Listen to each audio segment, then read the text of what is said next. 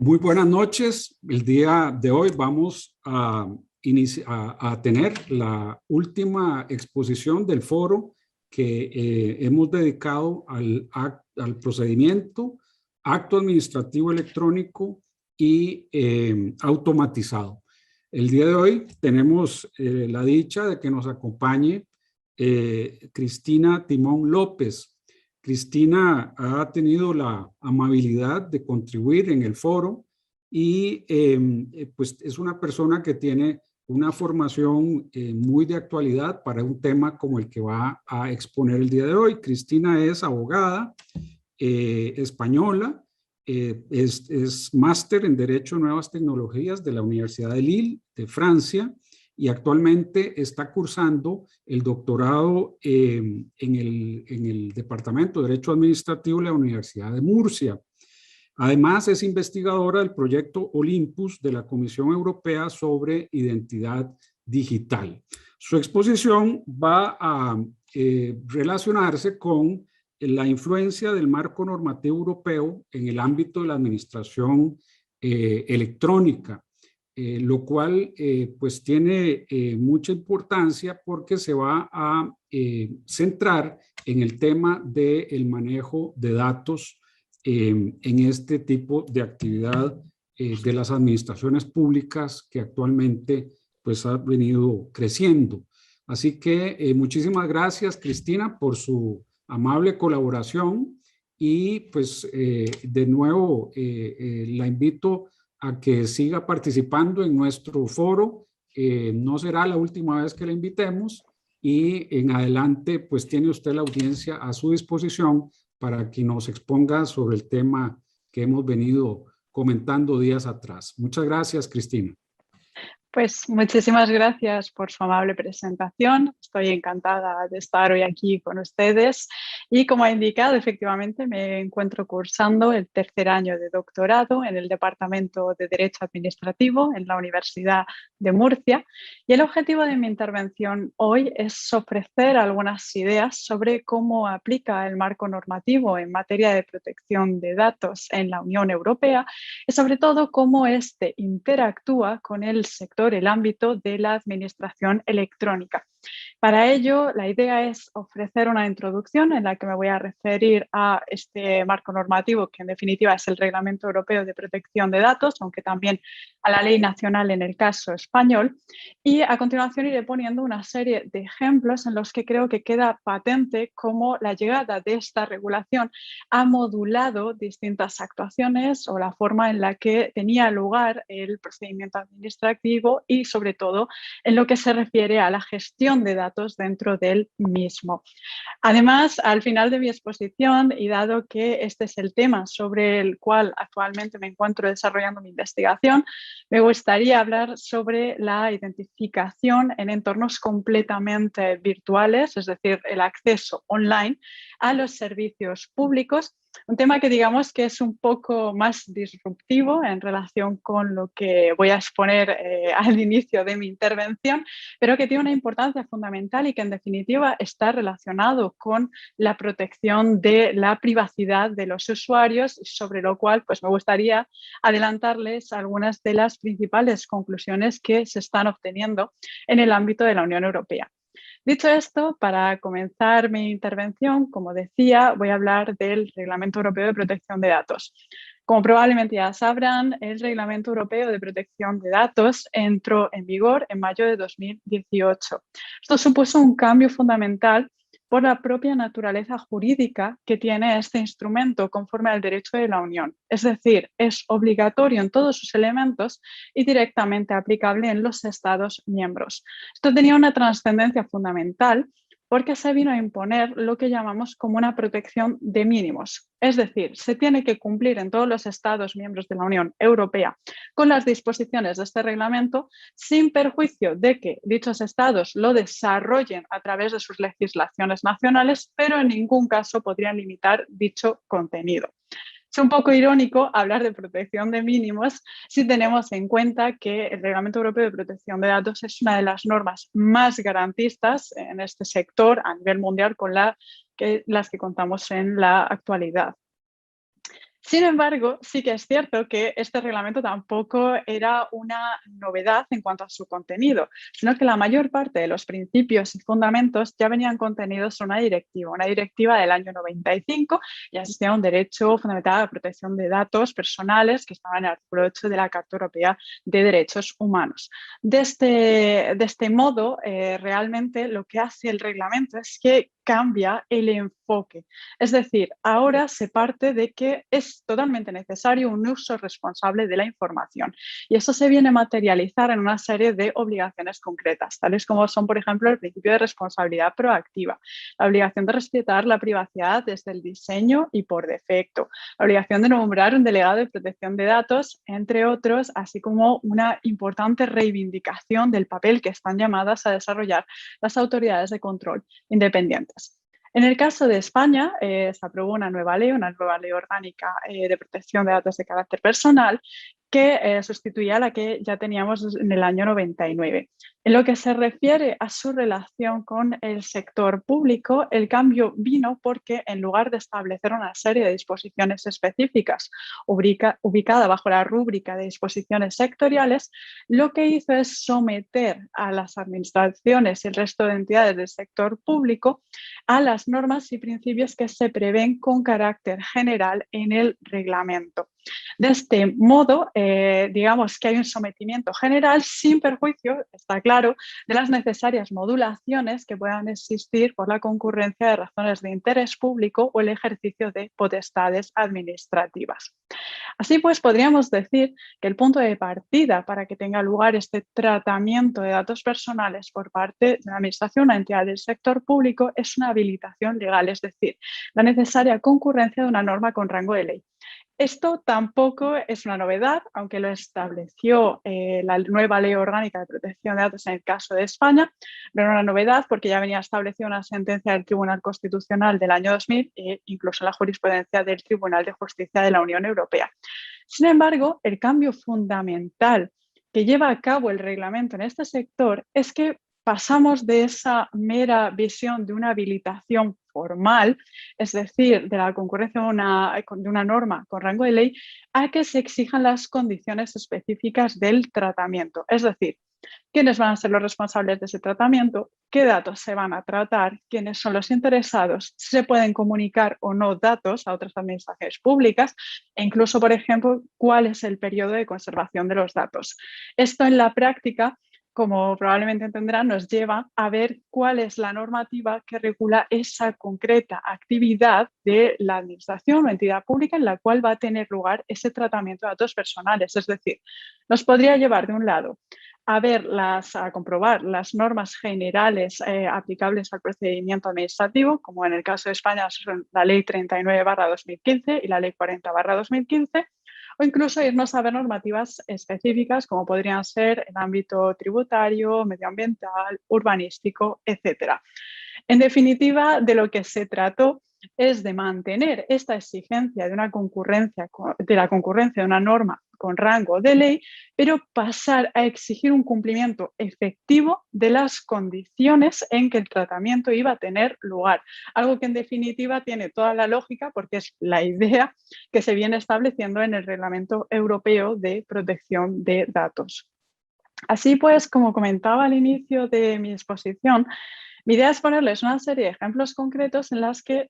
que podrán ver cómo este reglamento ha ido modulando las distintas actuaciones que tienen lugar en el sector, en el ámbito de la administración electrónica. Así pues, en primer lugar, la obligación más básica, podríamos decir, es que se impone que se lleve a cabo la publicación del registro de las actividades de tratamiento. En este caso es una obligación que viene establecida pues, por la Ley Orgánica de Protección de Datos y también se incorporó en la Ley de Transparencia, Buen Gobierno y Acceso a la Información Pública. En este caso es una obligación, digamos, muy simple, se impone la obligación de que se lleve a cabo la publicación, pero no se establece el lugar específico, en qué condiciones específicas se lleva a cabo, es decir, se puede hacer en la sede electrónica o punto de acceso o también en una sección específica de la página web. En segundo lugar, un ejemplo muy claro de cómo ha afectado la normativa de protección de datos en el ámbito de la administración electrónica es respecto a cómo tiene que llevarse a cabo la gestión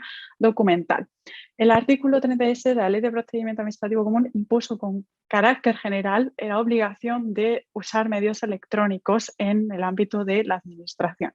Ello, como entenderás, se traduce en la necesaria utilización de medios electrónicos en la gestión de documentos, lo cual no impide que se generen copias en soporte papel siempre y cuando se respete el principio de exactitud de los datos, tal y como viene establecido en el artículo 4 de nuestra ley nacional o en el artículo 5 del Reglamento Europeo. En realidad, el uso de medios electrónicos en la gestión documental, como podrán adelantar, entraña una serie de riesgos en particular relacionados con una mayor accesibilidad a la información, lo cual nos lleva de un lado a que se garantice la necesaria garantía del principio de minimización de los datos, que podría considerarse que es restringir el acceso a las personas que estrictamente requieran conocer esa información por el ejercicio de sus funciones o por la existencia de un derecho o interés legítimo que deba prevalecer, o incluso lo que se está hablando hoy en día es que no se acceda al documento, que simplemente se acceda al dato. Y además, también desde una perspectiva más tecnológica, nos lleva a plantearnos cómo se tienen que desarrollar esos sistemas para la gestión documental. Y lo que hablamos en Europa sobre todo es que se tiene que cumplir con el principio de privacidad desde el diseño, lo cual lleva a que cuando se va a desarrollar una nueva tecnología se tiene que realizar una evaluación de impacto en la protección de datos personales y también pues en ocasiones se tienen que revisar tecnologías que ya teníamos implementadas en el sector de la administración pública. No obstante, realmente esta cuestión, o sea, no entraña exclusivamente riesgos, en ocasiones también puede suponer una serie de beneficios. Al final, esa gestión que tiene lugar por medios electrónicos puede favorecer un mejor cumplimiento de la normativa en materia de protección de datos, como podría ser destacable el caso de la obligación de incorporar metadatos como condición de validez de los documentos, de tal forma que podemos generar evidencias con plena garantía de autenticidad. En cualquier caso, lo que yo sí que quiero destacar es que es una cuestión muy importante. No se trata de una serie de principios, sino que al final estamos hablando, en el caso de España, de una garantía constitucional. El artículo 18.4 de nuestra Constitución dispone que la ley limitará el uso de la informática para la garantía del derecho al honor, la intimidad personal y familiar y libre ejercicio de sus derechos. Y por consecuencia, estamos hablando de la propia validez de los actos administrativos, que conforme a la ley española se dispone que serán los actos administrativos que sean susceptibles que lesionen derechos y libertades susceptibles de amparo constitucional serán nulos de pleno derecho. Con lo cual, en definitiva, este derecho a la protección de datos que se manifiesta en todas las cuestiones que acabo de enumerar es fundamental para la propia validez del acto administrativo resultante del procedimiento. En tercer lugar, otro de los aspectos fundamentales que ha tenido este movimiento en materia de protección de datos, digamos, la llegada del reglamento fue también que se planteó que teníamos que ir más allá de esa mera habilitación, como comentaba al inicio, y tenemos que garantizar la seguridad a lo largo de todo el tratamiento, algo que, bueno, es coherente con toda la problemática que se ha planteado a nivel mundial de fugas de datos y acceso a determinada información. En este caso, en el ámbito del sector público, de hecho, nuestra Ley Orgánica de Protección de Datos ya incorporó en su disposición adicional primera la obligación de que todos los contratistas con el sector público tenían que cumplir con el Esquema Nacional de Seguridad y en caso contrario la adjudicación se consideraba nula de pleno derecho, lo cual tiene su lógica si lo entendemos conforme a lo que acabo de comentar respecto a la garantía constitucional. En el caso de aquellos contratos que se hubiesen celebrado con anterioridad, hay una disposición transitoria quinta, también la Ley Orgánica de Protección de Datos, que admitía en principio su validez, se mantenía su vigencia, aunque si bien se ha comentado que teniendo en cuenta que este Esquema Nacional de Seguridad estaba en vigor ya desde el año 2010, se podría considerar la concurrencia de una causa de anulabilidad. Este es, bueno, otro de los aspectos en los que se ha manifestado la aplicación de la normativa europea. Y bueno, en cuarto lugar, también creo que es muy evidente en lo que se llama el derecho a no aportar documentos y la potestad de verificación de las administraciones públicas. Aquí el artículo 28.2 de nuestra Ley de Procedimiento Administrativo Común garantiza el derecho a los interesados de no aportar aquellos documentos que ya obren en poder de las administraciones públicas. Ello se entiende con la correspondiente potestad de verificación de las administraciones públicas, lo cual plantea una serie de problemáticas porque al final estamos hablando del tratamiento de datos personales que no tiene su base en el consentimiento del interesado, sino en una función de servicio público o el ejercicio de potestades administrativas. Además, es importante destacar que, como ya avanzó el Tribunal Constitucional en una sentencia del año 2003, no se admite una interconexión generalizada, es decir, las administraciones públicas solamente podrían hacer aquellos datos que precisen por el ejercicio de sus competencias específicas y del procedimiento que se trate. En cualquier caso, como comentaba, al tratarse de un tratamiento que no está fundamentado en el consentimiento del interesado, surgiría el derecho de oposición. Aquí se ha planteado cuáles serían las consecuencias del ejercicio de dicho derecho en un procedimiento administrativo y básicamente, como es lógico, se distingue en función de que se haya iniciado a instancia del interesado. En este caso se produciría la caducidad del procedimiento por causa imputable al mismo, mientras que por el contrario, si se trata de un procedimiento iniciado de oficio, siempre y cuando no se trate de facultades, de potestades sancionadoras o de inspección, en ese caso se valora lo que dispone nuestro artículo 21.1 del Reglamento Europeo, es decir, si concurren motivos legítimos e imperiosos que justifiquen el acceso a dicha información, lo cual en definitiva, tal y como recoge la Ley Nacional de Procedimiento Administrativo, requiere una decisión motivada por parte de la Administración. Bueno, en quinto lugar, otro de los ejemplos también que ha sido muy claro ha sido el de la identificación del interesado en la notificación y publicación de actos administrativos. Esto realmente es muy sencillo porque lo único que sucede es que se han aplicado los principios y reglas que se prevén con carácter general en el reglamento y que se ha manifestado en que, por ejemplo, cuando se lleva a cabo en el caso de las notificaciones, cuando la misma no se puede practicar y concurren las causas que prevé nuestra ley nacional, es decir, que se desconoce el domicilio, se ha intentado 2 veces de forma infructuosa. En ese caso se admite la publicación en el Boletín Oficial del Estado, pero solamente en principio habría que utilizar los números identificativos, es decir, documento nacional de identidad o similar. Y en el caso, por ejemplo, de la publicación de actos administrativos, en este supuesto, pues también cuando concurran las causas que lo justifiquen, es decir, porque ha sido establecido el correspondiente procedimiento o, por ejemplo, si concurre una causa de interés público, pues en principio también. Aunque si bien aquí me gustaría matizar que esto es una cosa que depende muchísimo, porque en principio habría que valorar del procedimiento de que se trate, de qué tipo de publicación es, si es en abierto o es cerrado, porque en principio lo que sí que está claro es que lo que no se permitiría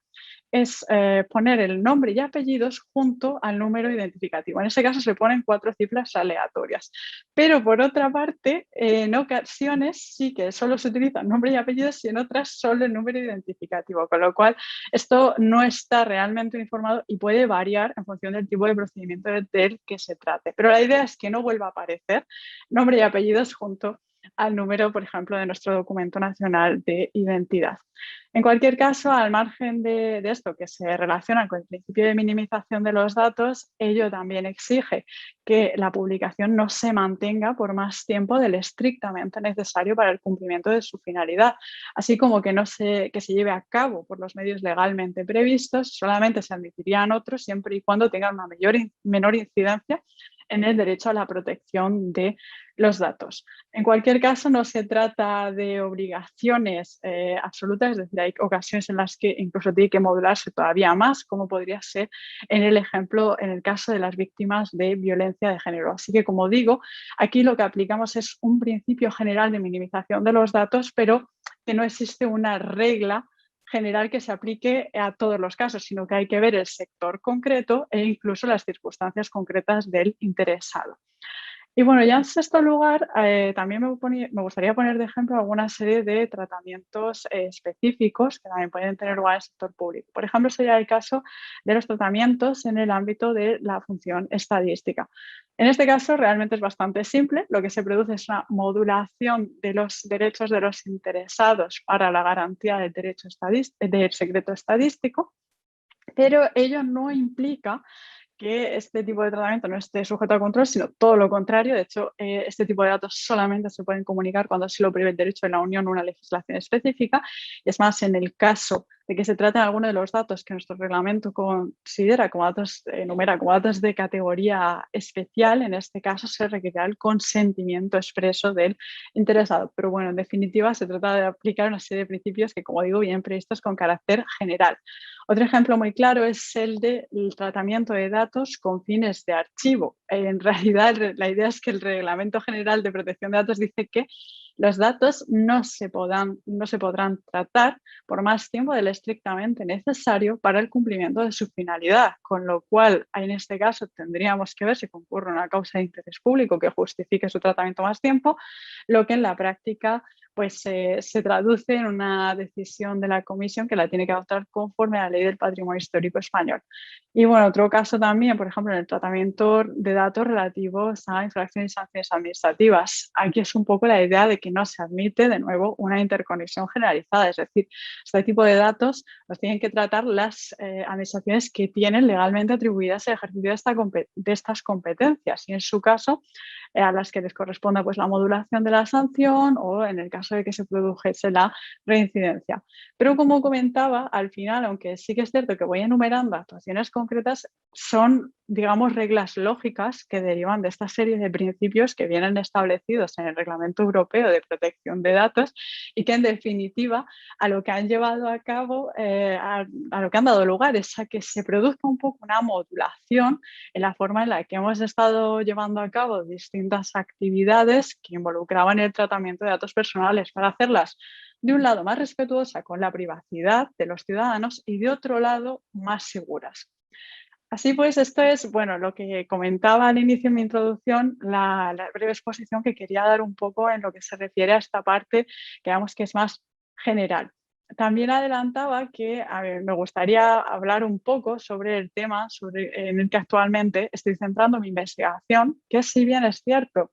que es un tema un poco más disruptivo, en definitiva también está vinculado a la privacidad y a la protección de datos. Se trata, como decía, de las condiciones en las que se tiene que producir el acceso por parte de los ciudadanos a los servicios públicos en entornos completamente virtuales. Es decir, hablamos de un acceso básicamente online.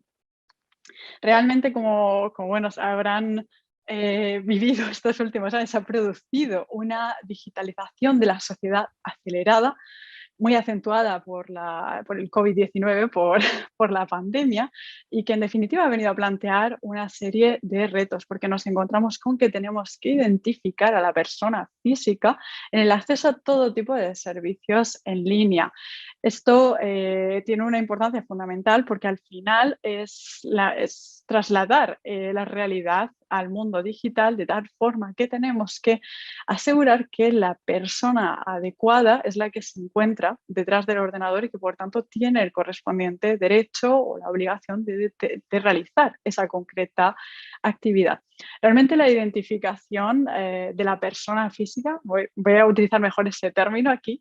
en el acceso a servicios online es una tarea muy compleja y que está planteando una de las grandes problemáticas que enfrentamos en la actualidad a nivel mundial. Es probable que hayan escuchado hablar del caso, del escándalo de Cambridge Analytica, en el que bueno, se apuntó a Facebook, que al final es un proveedor de identidad en el sector privado, como responsable de manipular las elecciones americanas. Y realmente, aunque en este caso se hablaba de, como digo, de un proveedor privado en el sector de servicios privados, realmente esto no es ajeno al servicio público. En el caso de España tenemos Clave. Clave es un medio de identificación electrónica, es una plataforma que lo que permite es el acceso a distintos servicios públicos en línea, o sea, online. De este modo yo uso clave para acceder desde la administración tributaria a la seguridad social o incluso inscribirme en el examen de la abogacía. Ello conlleva a que realmente estos proveedores de identidad, pero como digo, tanto en el sector público como privado, desarrollen prácticas de vigilancia, es decir, son capaces de controlar toda la actividad que llevan a cabo los ciudadanos en entornos virtuales, hasta tal punto que, bueno, se habla de la sociedad de la vigilancia incluso desde el año 2013, pero ahora está todavía más acentuado en los últimos años. Además, esta problemática no se limita exclusivamente a la vigilancia, hablamos incluso de seguridad, en el sentido de que, como habrán visto probablemente en datos estadísticos, la suplantación de identidad se ha convertido en una de las formas más comunes de cibercrimen, que no suponen más que la utilización de datos personales ajenos que corresponden a otra persona de forma fraudulenta, normalmente para la obtención de un beneficio económico, pero para otro tipo de interés también podría.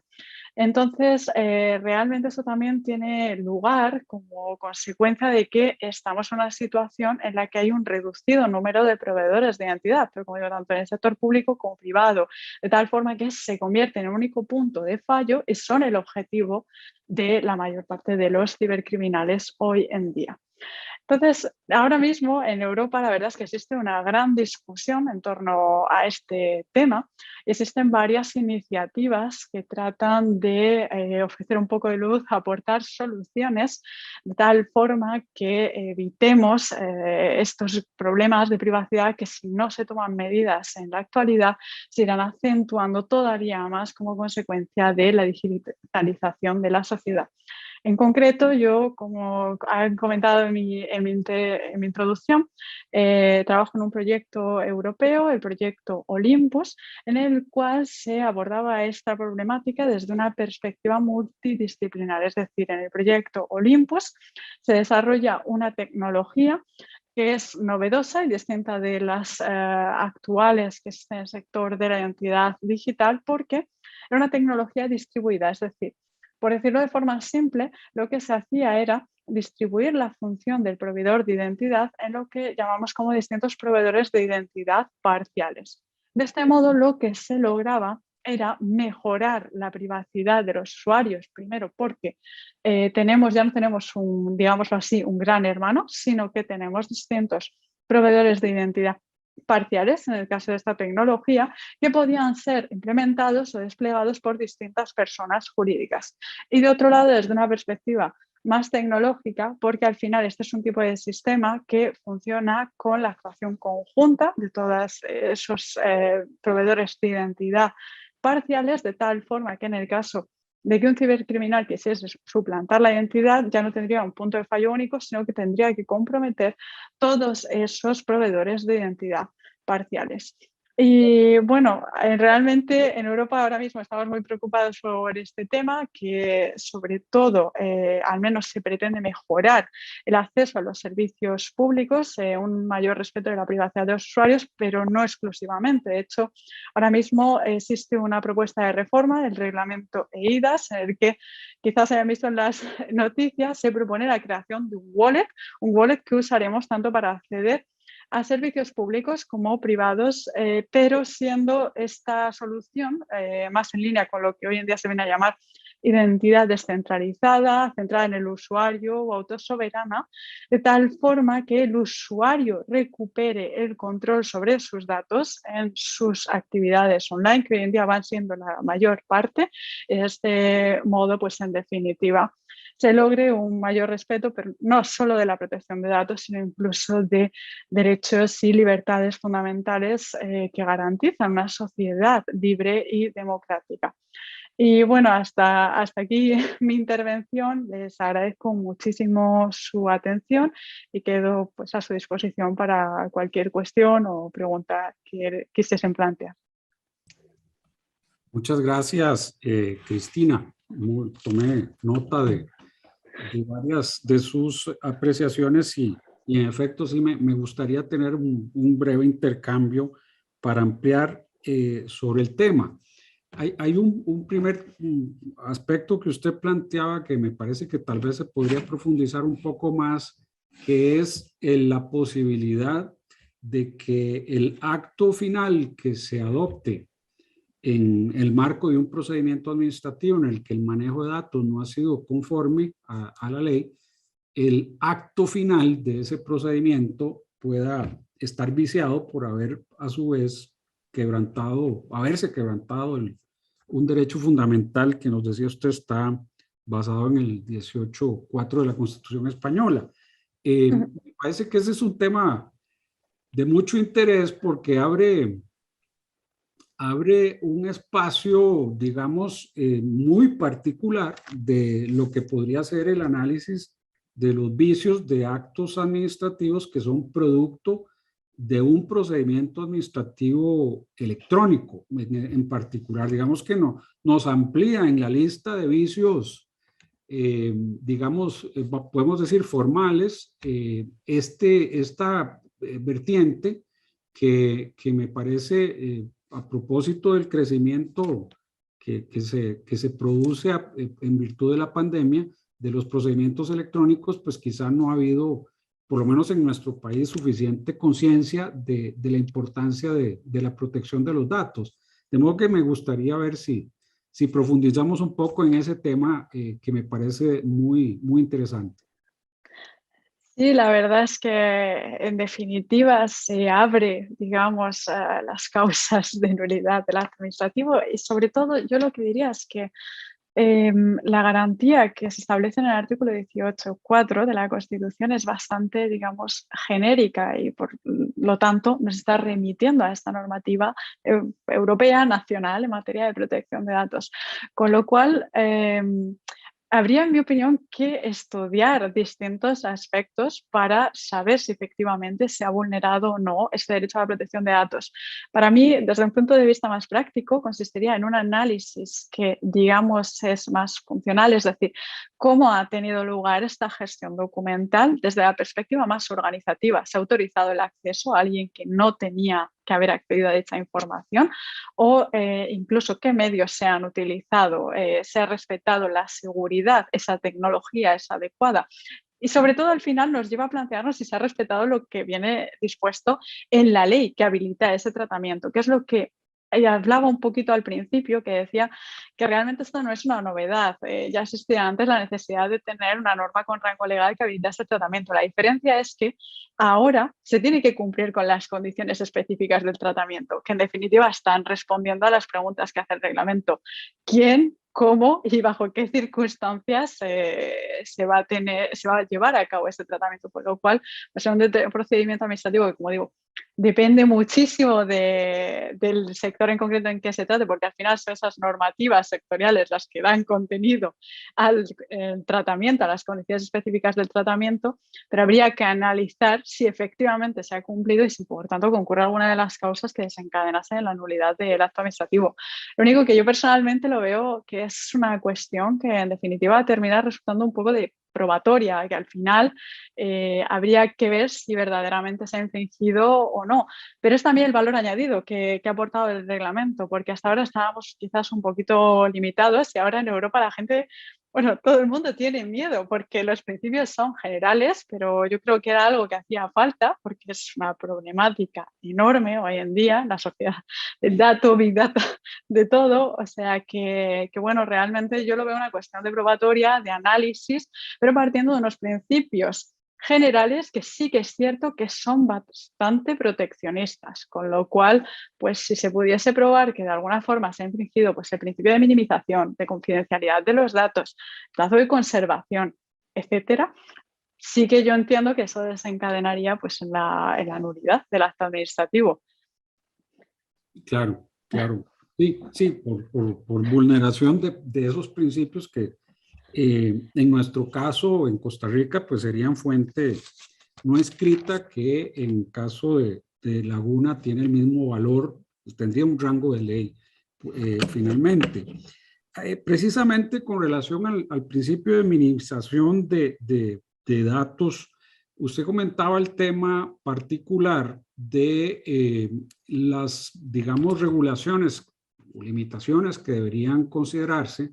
sea en el momento de una notificación, o bien especialmente, creo yo, particularmente en el caso de las publicaciones, o sea, de comunicar el acto mediante publicación. En la legislación costarricense existe una disposición que algunas administraciones públicas practican, que es la notificación mediante edictos publicados en el diario oficial La Gaceta, que también ahora es versión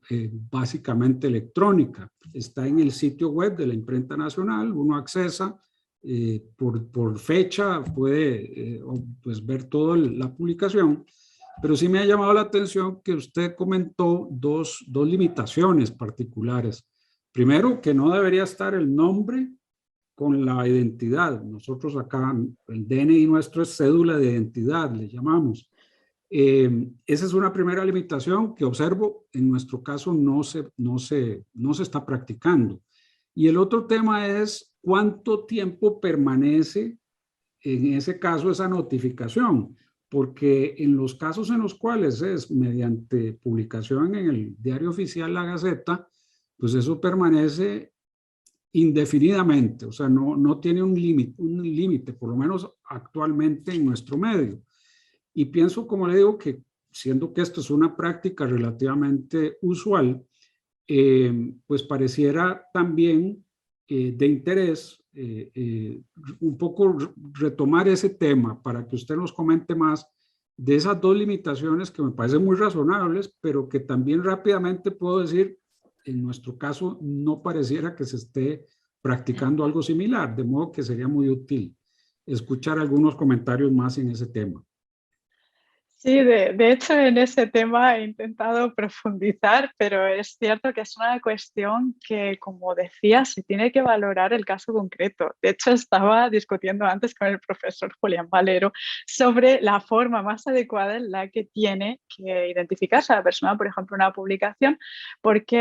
hay ocasiones en las que en determinadas circunstancias veo que se utiliza el número del documento nacional de identidad, en el caso de España, mientras que en otras pues aparece el nombre y apellidos, y lo que no se pone es el número, como decía, completo del documento nacional de identidad, sino que se ponen solo 4 cifras aleatorias. Al final, realmente la conclusión es que esto depende mucho del ámbito en el que tiene lugar la publicación. Al final, si tiene lugar en un entorno cerrado, por ejemplo, lo que sí que se venía admitiendo poner el número completo, eso sí, el nombre y el apellido es del documento nacional de identidad, pero esto era una cosa que variaba, se adoptan distintas prácticas, incluso en las distintas administraciones e instituciones públicas en el ámbito de España, pero que se tiene que valorar en el caso concreto. Es algo que al final también le corresponde al delegado de protección de datos, dar las mejores, ver cuáles son las mejores prácticas en ese concreto sector. Pero lo que se evita es poner, o al menos se intenta garantizar que se ponga el menor número de datos que identifican a las personas posible. En este sentido, por ejemplo, puede para algunas quizás parezca que es, digamos, que tiene una mayor incidencia en la protección de datos poner el nombre y apellido según el sector en el que os tratemos, y en otros el documento nacional de identidad. Depende, por ejemplo, si hablamos de una publicación que tiene lugar, digamos, a nivel estatal, pues quizás tiene menor incidencia poner el nombre y apellidos y simplemente las 4 cifras aleatorias, porque es raro a lo mejor que se identifique a la persona, mientras que si por el contrario hablamos de una publicación en un entorno más limitado, a lo mejor es más difícil que se conozca el documento nacional de identidad. Pero bueno, esto ya son consideraciones personales, porque la idea es que en cualquier caso no se ponga dicha información de forma conjunta. Y como decía también, en el caso, por ejemplo, de las víctimas de violencia de género, en este caso hay que valorar cuáles son las condiciones concretas y cómo se tiene que identificar a esta persona en la correspondiente notificación o publicación del acto administrativo. Sí, en cualquier caso, también como comentaba, es reducir también incluso el periodo en el que dicha publicación esté disponible. O sea, en un momento cuando haya cumplido con su finalidad se deberá retirar, porque si no, al final, hoy en día en Internet las cosas quedan, si no, de por vida. e incluso pues, el medio en el que se publiquen, es decir, la idea es que se tiene que publicar en el medio que esté legalmente previsto, aunque en ocasiones, pues también es por aplicación de los principios generales de protección de datos, se podrían admitir otros siempre y cuando se demuestre que tengan una menor incidencia del derecho a la protección de datos, con lo cual pues son cuestiones que realmente hay que valorar. Es una cuestión que he estado discutiendo justamente antes y que, bueno, pues la idea es que se tienen que alcanzar las mejores prácticas, pero sobre todo que se reduzca la cantidad de datos personales que aparecen en estas publicaciones. Claro, no, y me pongo a pensar que también, bueno, no solo se hace la publicación de una notificación por edicto, sino hay ciertos sectores en los que se publica la sanción que se adopta eventualmente, ¿verdad? Que es todavía bastante más comprometedor. En estos casos, pues considero que probablemente la tendencia va a ser que esas buenas prácticas que usted comenta, a propósito del principio de minimización de datos, pareciera que también los actos finales, cuando son comunicados de esa forma, pues merecería la pena que se tenga ese cuidado en cuanto a la información de identidad de la persona y a la permanencia de esa información, ¿verdad? Que de algún modo es un tema que pues me parece que las legislaciones que establecen la necesidad de publicar eso, sea en el diario oficial o en sitios web oficiales, como que no han previsto y tendrán que hacer eso, ese detalle que no me parece del todo, o sea, no es menor, ¿verdad? Me parece que es algo que la tendencia nos llevará muy probablemente a corregir esas prácticas. Bien, hay otros temas que usted me pone a pensar y es que en el caso costarricense hay algunas administraciones, cada vez más, donde todas las gestiones se han ido dirigiendo a plataformas en sus sitios web de acceso electrónico. Y bueno, la información que está ahí, pues nosotros tenemos la garantía constitucional del acceso a los documentos públicos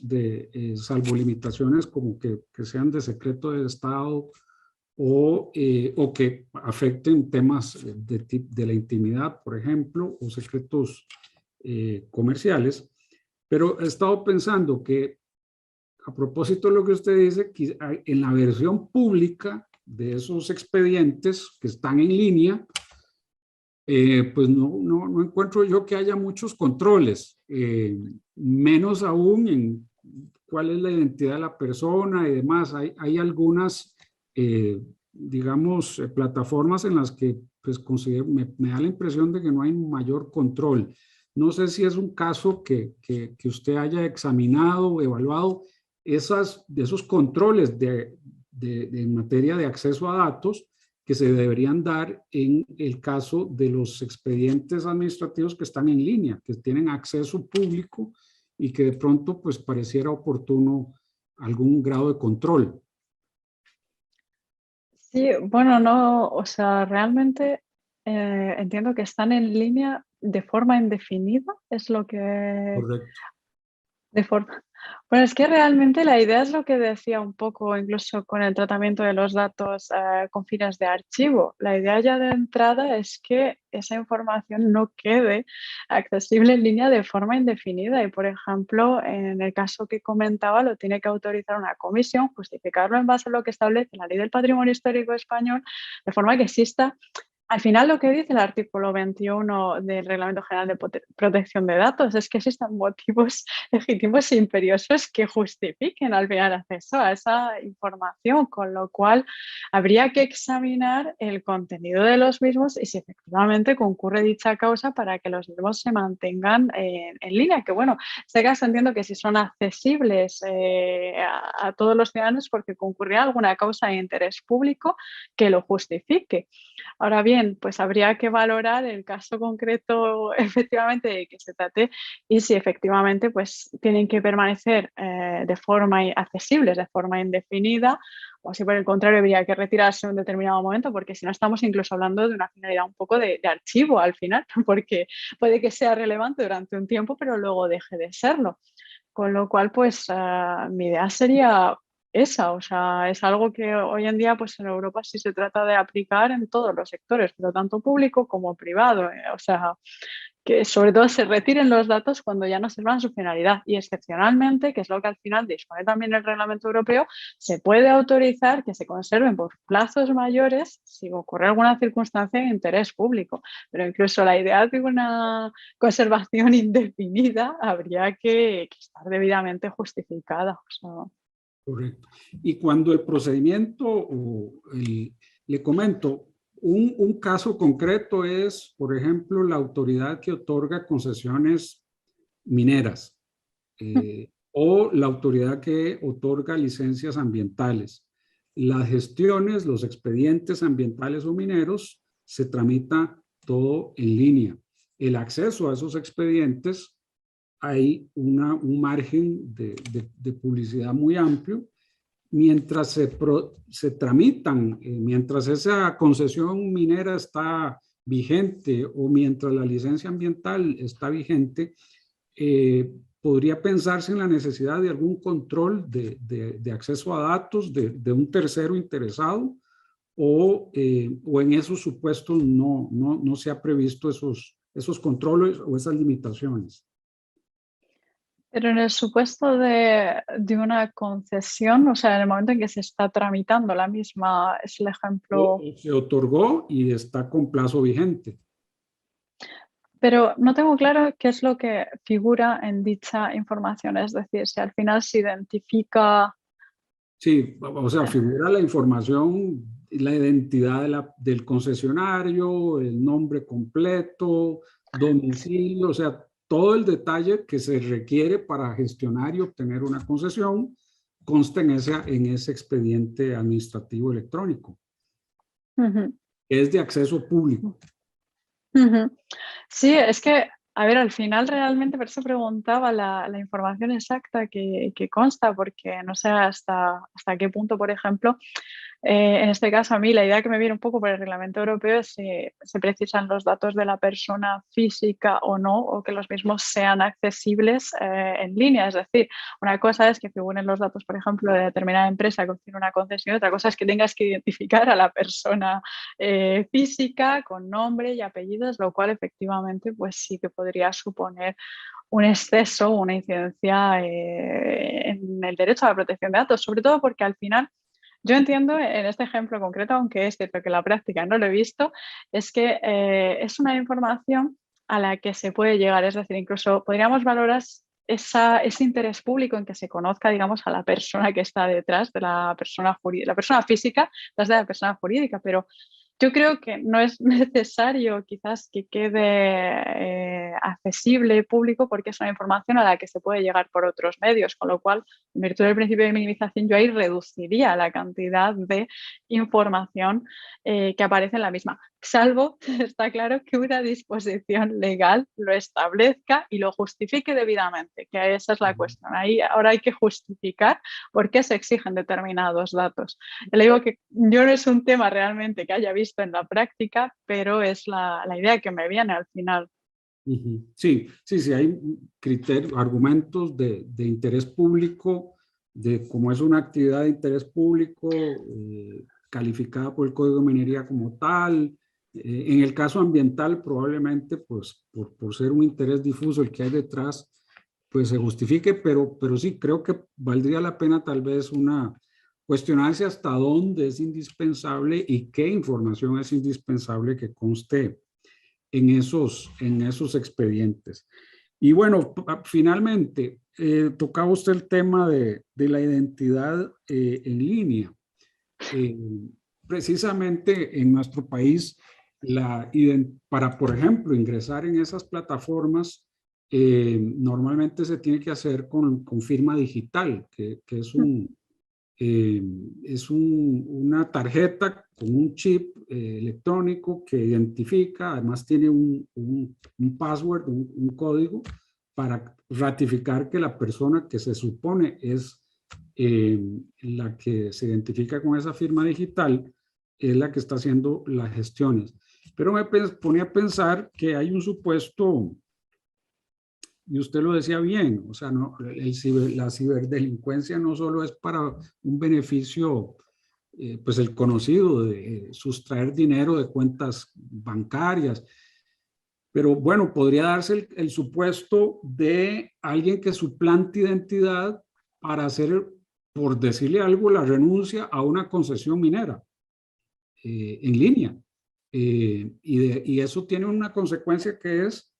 liberar el área y que ese tercero pueda solicitarla en sustitución del concesionario. Y causa un perjuicio patrimonial enorme. Me parece que por ahí el tema de la seguridad eh, recae mucho sobre las administraciones públicas, porque definitivamente la posibilidad de la gestión en línea trae esa consecuencia también. Bueno, puede ser que alguien suplante mi identidad, haga, por ejemplo, que yo renuncie a una concesión minera o a una licencia ambiental y pues eso lo permita el que no existan suficientes mecanismos de seguridad en esas plataformas telemáticas o digitales. No sé qué comentario le merece eso, pero apenas usted lo comentó, se me vino a la mente esa posibilidad. Bueno, hay fórmulas para suplantar identidades y eso podría traer consigo un perjuicio patrimonial importante del que quizás sea corresponsable la administración por no tener suficientes mecanismos de seguridad. Sí, la verdad es que es un ejemplo muy bueno, porque en ocasiones solo se piensa en la suplantación de identidades, en el acceso a bancos o similar. Es un ejemplo realmente bueno. Y bueno, al final este es un tema que aunque yo he tratado de introducirlo de manera muy rápida, quizás excesivamente rápida, ahí al final de lo que estamos hablando es de niveles de seguridad, la identificación y la autenticación, por ejemplo, en este caso concreto del usuario. En definitiva, la mayor pregunta, lo más complicado que estamos tratando hoy día es cómo establecer efectivamente este vínculo entre la identidad real y la identidad digital. Es decir, que la persona, como decía, que se encuentra detrás del ordenador, efectivamente tiene el derecho o la obligación de realizar esa concreta actividad. Para esto, realmente lo que estamos mirando sobre todo es temas tecnológicos. Es decir, la regulación juega su papel en el sentido de que lo que hacemos es ver un poco la tecnología que se está desarrollando, digámoslo así, proponer en la regulación que se adopten determinadas prácticas o tecnologías. Por ejemplo, en el caso de la Unión Europea, el reglamento EIDAS tiene una serie de niveles de seguridad que desarrolla en un reglamento ejecutivo que básicamente lo que dicen es entre nivel bajo, medio y alto. Y por ejemplo aquí ya se especifica cómo se tiene que llevar a cabo un proceso de autenticación que tenga un nivel de seguridad. Bueno, esto es muy complejo, digamos mínimo para que sea aceptable conforme a este reglamento. Aquí ya se exige, por ejemplo, que haya una autenticación multifactor dinámica, es decir, que al menos se utilicen dos factores de distinta categoría, pues por ejemplo podría ser una contraseña y pues un mensaje que me llega al móvil y que además sea dinámico, es decir, que el mensaje, por ejemplo, que me llega al móvil cambie con cada vez que yo me autentico. Con lo cual, en definitiva, pues aquí estamos hablando de cuestiones quizás más tecnológicas y por eso planteaba que la Unión Europea ahora mismo se está planteando mucho este tema porque es uno de los grandes problemas que tenemos pero a nivel mundial. O sea, no solo desde el punto de vista de la seguridad, como comentaba, incluso desde la privacidad, que también realmente estos proveedores de identidad se terminan colocando en una posición que están trazando todos los movimientos de todos los usuarios en línea. Con lo cual, pues, bueno, la verdad es que mi idea es que aquí es una cosa que yo creo que se irá desarrollando todavía más, que dimos unos primeros pasos, efectivamente, como en el caso de España, pues también tenemos el DNI electrónico y también se mete una contraseña, es una tarjeta, realmente tenemos distintos medios, pero nos estamos dando cuenta de que la seguridad no es suficiente y cada vez se van imponiendo más obligaciones. Un ejemplo muy claro es el de la normativa en el caso de los pagos bancarios. En el caso de Europa ha entrado en vigor la directiva de pagos, la segunda directiva de pagos, que ahora ya todos los pagos que hacemos con el móvil tienen un doble factor, una autenticación dinámica, lo que se llama aquí la autenticación fuerte, que exige que se confirme la identidad de la persona al menos 2 veces, es decir, en el momento a lo mejor que hacemos y luego con un mensaje concreto. Con lo cual, bueno, esta es la gran pregunta que se plantea todo el mundo en el sector, pero tanto jurídico, tecnológico, cómo vinculamos la identidad de la persona física, real, bueno, no solo física, nos planteamos incluso jurídica, que también pasa por la persona física que la representa, al mundo digital. Y bueno, esta es la cuestión que se está tratando de resolver, sobre todo por medio de tecnología, diría. Claro, claro. Y por supuesto que eso nos deja en evidencia que el e-government o el gobierno digital no es tan solo poner en un sitio web, hagan sus gestiones acá, sino que pues involucra bastante otras consideraciones tecnológicas como para asegurar al que gestiona sus datos, el uso adecuado de su identidad, y que las administraciones tendrán una cuota de responsabilidad dependiendo de si han asumido o no las cargas que esas buenas prácticas que usted nos comentaba exigen. Bien, muy agradecido con usted, Cristina. Nos ha sido de mucha utilidad esta exposición, este paseo que nos ha dado por las tendencias a nivel europeo en materia de protección de datos y cómo se vinculan con los procedimientos administrativos electrónicos, porque pues un poco la percepción que al menos yo personalmente tengo es que en el medio costarricense la ley nuestra de protección de datos está muy dirigida a la protección de datos que constan en bases de datos. Pero bueno, usted nos ha dejado claro y la tendencia es esa, de que pues no necesariamente hay que pensar solo en ese espacio de protección, sino que hay otras amenazas como las que pueden derivar de los procedimientos administrativos electrónicos. Así que no sé si quiere algún comentario de cierre, le dejo un espacio para que lo hiciera y de nuevo le agradecemos muchísimo su amabilidad de haber participado en este foro. Pues nada, simplemente también me gustaría agradecerle mucho su atención y bueno, este interesante debate. Realmente mi idea es que todo el tema de la privacidad y la protección de datos, pero como decía, no solo en el sector de la administración pública, sino en todos los sectores, está suponiendo un desafío que, como decía, va a requerir necesariamente una colaboración multidisciplinar. Es decir, yo creo que ahora los expertos en derecho tenemos que acostumbrarnos a trabajar con informáticos, expertos en sociología, porque esa va a ser la única forma de poder enfrentar las amenazas que la sociedad digitalizada en la que vivimos hoy en día nos está planteando y que tiene un carácter mucho más, digamos, integral, unificado, que incluso está llevando a que distintas ramas del derecho que tradicionalmente han estado separadas se unan porque están enfrentando de una forma a la misma problemática, de tal forma que no se pueda separar o fragmentar como sucedía hasta ahora las respuestas jurídicas, sino que es necesario una respuesta conjunta que, como digo, incluso va a modificar, a transformar la perspectiva que hemos tenido del derecho hasta ahora. Y bueno, esa es mi idea, quizás es un poco disruptiva, pero bueno, yo la verdad es que creo que probablemente las cosas vayan a mejor. Observo que hay un movimiento a nivel mundial en el que existe una mayor concienciación. Es verdad que hay países que parece que van más adelantados en el tema de la regulación que otros, pero sí que aprecio que existe una misma voluntad, una intención y que la verdad es que espero que no hablemos de Reglamento Europeo de Protección de Datos, sino que hablemos de privacidad a nivel mundial, que hablemos de derechos humanos, de derechos fundamentales, que en definitiva también el tema de la identidad. Hablemos de una cuestión fundamental y que no tiene que estar fragmentado en regulaciones, ni mucho menos países. Claro, no, coincido totalmente con su comentario Y bueno, es un cierre de lujo para el foro. Creo que este tema que usted ha planteado es de notable interés porque, pues, de nuevo, al menos en nuestro país se ha venido relegando y de algún modo menospreciando.